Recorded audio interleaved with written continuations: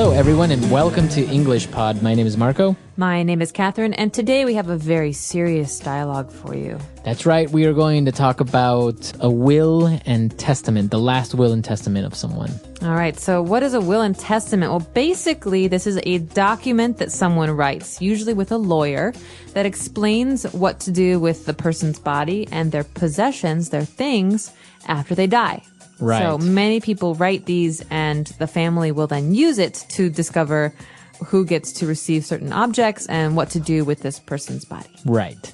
Exactly. So that is a last will and testament. We are going to take a look at an example of one so you would see more or less in English how one is written. Now, obviously, they can be very long and very complex.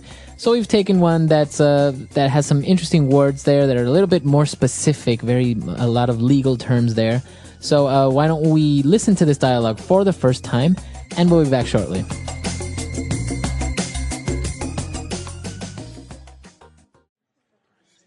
Last Will and Testament of Luke Thompson. I, Luke Thompson, residing in California, being of sound mind, do hereby declare this instrument to be my last will and testament.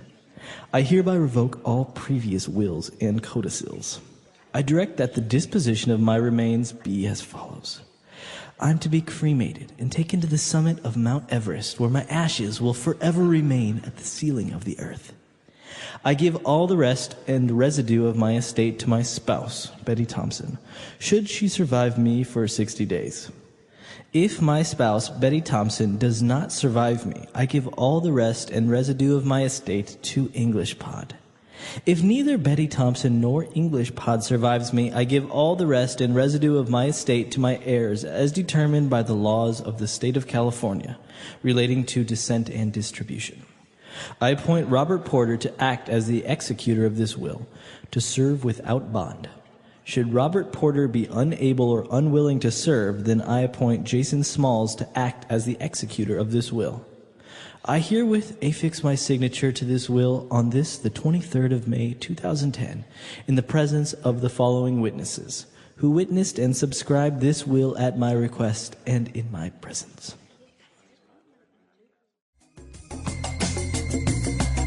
All right, we're back. So now we're going to take a look at 5 key words on language takeaway. Language takeaway. Okay, the first word here in language takeaway comes from the very beginning of this, monologue. We're reading the last will and testament aloud. I, Luke Thompson, residing in California, being of sound mind. Sound as an adjective. What does this mean? That's very interesting. So he says, I am in sound mind, and sound is an adjective to describe I am in a good state of mind. That's right. So it means not having any problems or logical or unaffected. Basically, I'm not crazy, right? Right. I'm not crazy. I don't have any problems. We can say this about other things, too. We can say he's of sound body. Right. That means that he is healthy. He has no problems with his body. Or I could say, Marco, that's a really good decision. It's a sound decision. So, again, that's also a way of saying good or... It will work. It will work. It's a good decision. It's feasible. Yeah. So you can use this adjective with sound body, sound mind, or a sound decision. Or sometimes some people even say, I think in Ireland, they say, oh, he's a really sound guy. Oh, so he's a good guy. He's a good guy. Very interesting. Yeah. I learned something. So sound body, sound mind, sound guy. Moving on, he was talking about the will, and he says, I hereby revoke all previous wills and codicils. The verb here is to revoke. To revoke. This is something that a lot of people hear in America when they drive their car too fast. Yeah. The police catch them, and the police revoke their driver's license. And that basically means to take away. That's or right. To take, right? To take away from. So this man here, Luke Thompson, what he's saying is, I revoke all previous wills. That means any other will that I wrote before, it's not good anymore. Right. I'm throwing it away. This is the only one that will exist. Mm-hmm. So you can use this word revoke with many aspects. For example, sometimes employees will get their benefits revoked by the company because maybe they don't have enough money anymore. Or maybe they're bad employees. Or maybe they were bad employees. That's too bad. All right, so to revoke. Now, moving on, he was talking about his estate. So this is very interesting because he says, I give all the rest and residue of my estate to my spouse. Okay, estate, it sounds like a very fancy word. It is a fancy word. Sometimes we use this word to mean someone's property, their house. But in a will, this means everything the person owns. House, car, things, pets, stocks, investments. The estate is essentially everything the person owns as a kind of one unit. Right, exactly. So anything that is yours or you may have bought, just consider the estate is a big bag, right? That's your estate. And inside this bag is everything that you own. You might see advertisements, in fact, in America or in England for estate sales. This means that when someone passes away, when they die, their family will sell their things, and this is an estate sale. You can find beautiful, interesting things at estate sales. Exactly. Very interesting. So that is a person's estate. Now remember, this is in the legal terms because you also have other things like real estate and, as you mentioned, which would be a house, right? Okay. Now, apart from his estate, he was telling everyone as to how they should take care of his body or what they should do with it. And he said, well, I am to be cremated. Okay, this is important. When a person dies, there are generally two options. Their body can be buried in a casket in the ground. That means they're put in the earth. But a lot of people choose to be cremated. All right. Okay, that means that their body will be burned. And their ashes, that means the things that are left after they are burned, they will be taken somewhere else. Right. Like in a bowl or a pot. Right. And in this case, that's what the person wants. He wants to be cremated. So that would be the verb to cremate. And the noun would be a cremation. Cremation. And what is going to happen to all this stuff? Basically, it's going to be given away to his wife, to eslpod, and to his heirs. This is our next word. What is an heir? Now, if you notice, the H is silent there. So his heirs. And those are basically his children, his daughters or his sons. Right. My heirs are the people who are related to me, who, in this case, will receive some of my things. Now, is it only the children, or also it could be maybe any other relatives? It could be any other relative. You could say, I'm his heir, he's my great uncle. Means we're related, but we're not necessarily father and daughter or grandfather and granddaughter. An heir is someone who is related to the family. It doesn't have to be a certain relationship. And now it's interesting because from this word we can get inheritance. Now we didn't find it in the dialogue. So it's very interesting because they're very similar in spelling, right? Inheritance and heir. Right. Good to remember. Yeah, good to remember. You switch the E and the I's, right? That's right. So inheritance is a thing.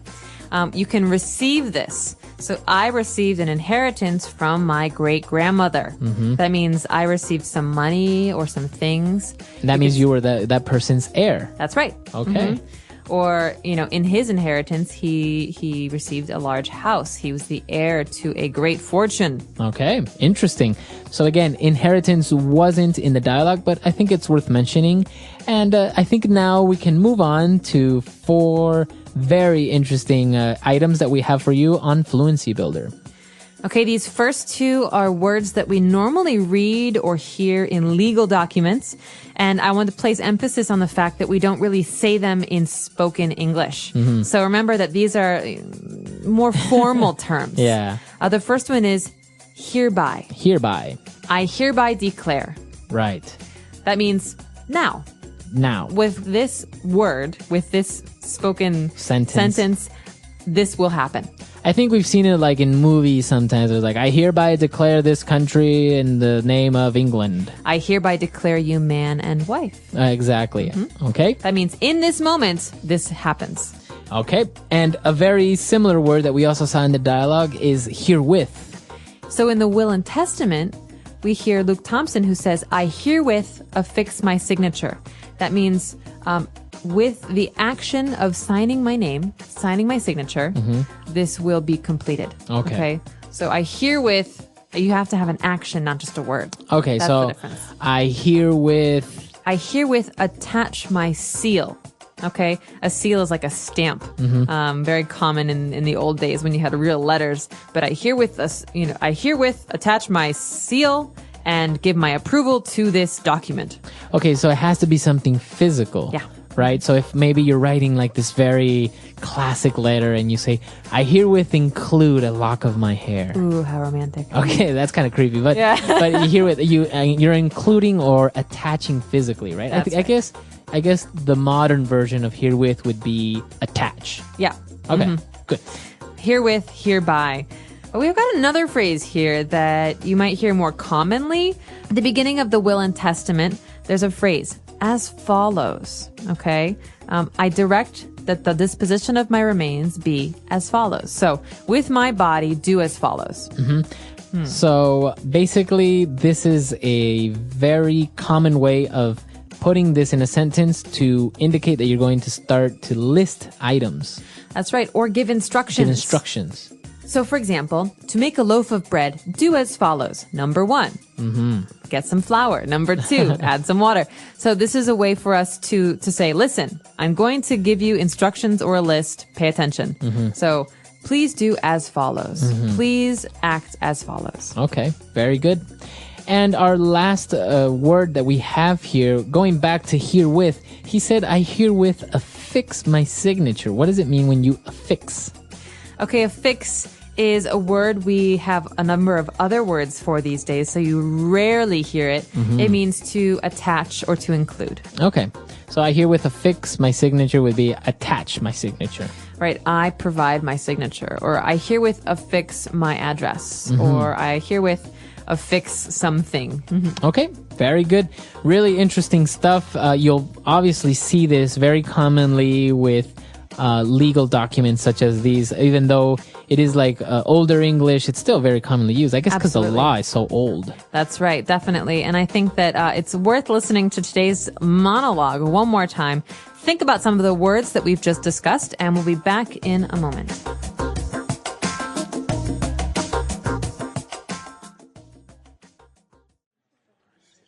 Last Will and Testament of Luke Thompson. I, Luke Thompson, residing in California, being of sound mind, do hereby declare this instrument to be my last will and testament. I hereby revoke all previous wills and codicils. I direct that the disposition of my remains be as follows. I am to be cremated and taken to the summit of Mount Everest, where my ashes will forever remain at the ceiling of the earth. I give all the rest and residue of my estate to my spouse, Betty Thompson, should she survive me for 60 days. If my spouse, Betty Thompson, does not survive me, I give all the rest and residue of my estate to eslpod.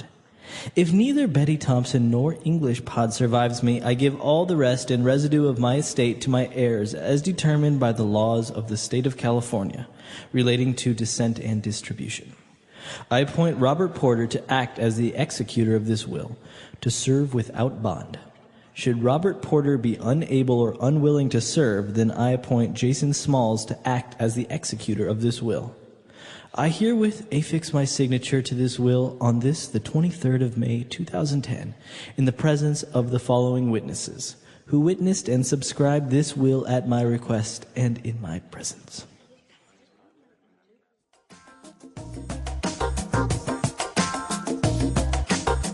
All right, we're back. So this is a very interesting topic. Now, I wonder, within the will or within the estate, do you also acquire a person's debts? Oh, that's a good question. Because I know in some countries you do, in some countries you don't. I know in like some cases, some heirs have found themselves in some legal problems because all of a sudden they inherited that person's debts and stuff like that. I think that does happen, especially for people whose properties are mortgaged. For example, if your uncle has a house and he didn't pay for it with cash, he has a mortgage, and he dies, and you inherit this house, you also inherit the mortgage. Yeah. So sometimes inheritances are not always a good thing. I think this happened more in the past. There are more protections and safeguards for people today. Right. But definitely, I mean, what is it like in Ecuador? Do people inherit debt? Yeah, I think obviously most banks, when they give out loans or a mortgage, they have somebody that will kind of co-sign on these things. And I imagine, I'm not really very sure, but I know that if you inherit an estate that has a mortgage, you are forced to pay it.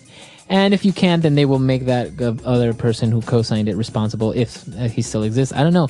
In these legal systems, it's sometimes very strange because it seems like there would be a lot of gaps. That's right, and everyone wants to protect themselves. Yeah, exactly. So we've got the bank that wants to protect itself. It gives a loan. It wants the money back. Right. And a person who wants to protect himself from maybe a relative who dies and has debt. Yeah. Yeah. So I'm curious to know what our users have to say. What is the situation in your country? Do most people have a will and testament? What happens with debt? Or what happens if somebody dies and they don't have a will and testament? That's a good question, too. I don't have an answer for that one. All right, so let us know, and we'll give you guys some information on that as well. EnglishPod.com. We'll see everyone there. Bye, everyone. Bye.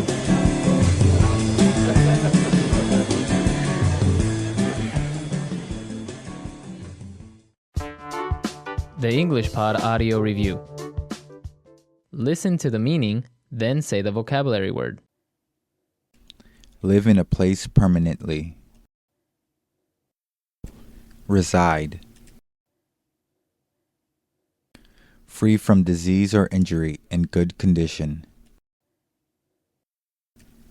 Sound. By means of or as a result of this. Hereby. A paper made to settle property after one's death. Last will and testament. The body of a dead person. Remains. The highest point, top. Summit. Everything you own, all your assets. Estate. Choose someone to do a particular job. Appoint. Add or append. Affix. To sign at the end of the will or contract. Subscribe.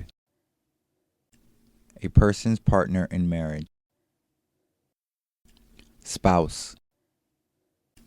Cancel. Revoke. Let's try that faster. The body of a dead person. Remains. Cancel. Revoke. Choose someone to do a particular job. Appoint. A person's partner in marriage. Spouse. To sign at the end of the will or contract.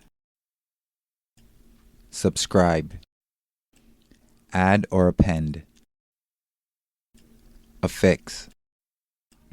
A paper made to settle property after one's death. Last will and testament.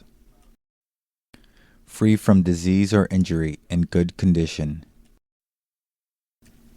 Sound.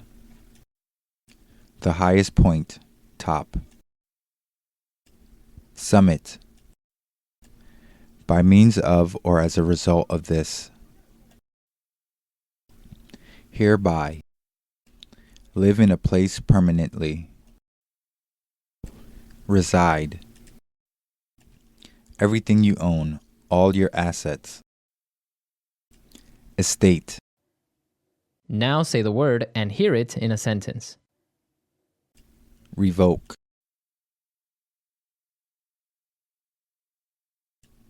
His driving license was revoked by the police. Revoke. My parents revoked my phone privileges. Revoke.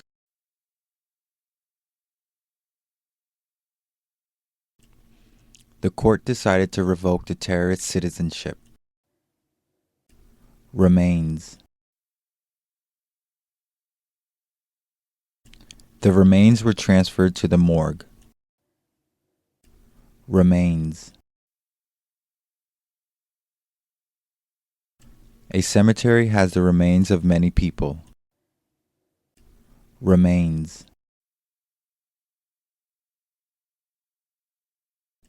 The police covered the remains with a white sheet.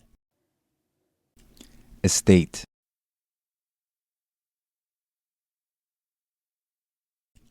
Bill Gates' estate is valued at over $1 billion. Estate.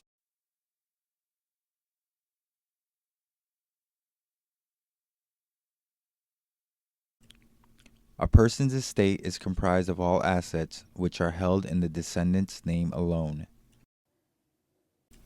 Estate.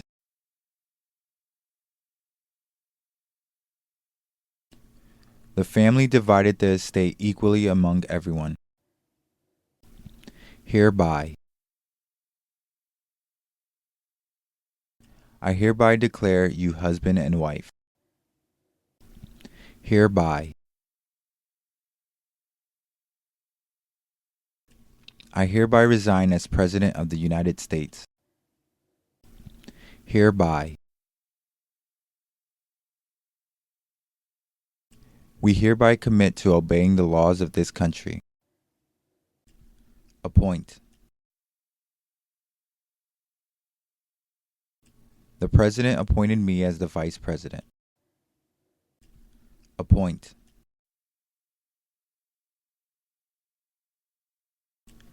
My teacher appointed me as the classroom monitor. Appoint.